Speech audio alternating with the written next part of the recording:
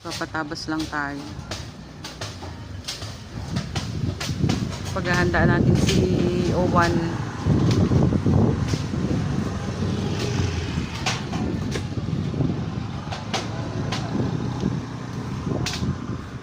Nagsigurado na rin. Nagpalagay ako ng mga sandbag.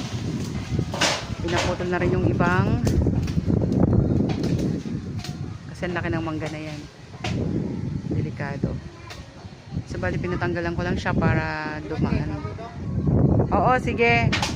Basta't ano, makalbo-kalbo lang na makadaan yung hangin mamaya. Ayan. All goods.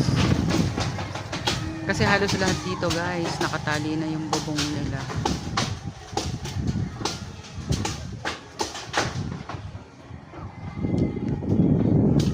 Mababa lang ang bahay kaso nga lang nakakatakot ang hangin. Habang hindi pa siya nananalasa.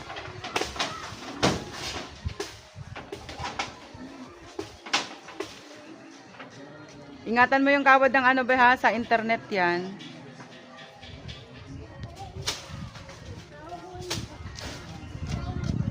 Yan.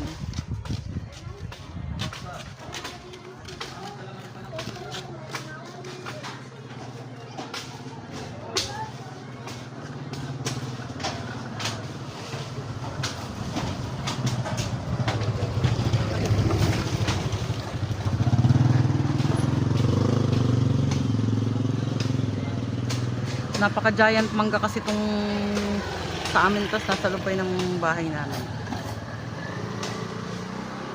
Pero ngayon bawas na siya. That's it.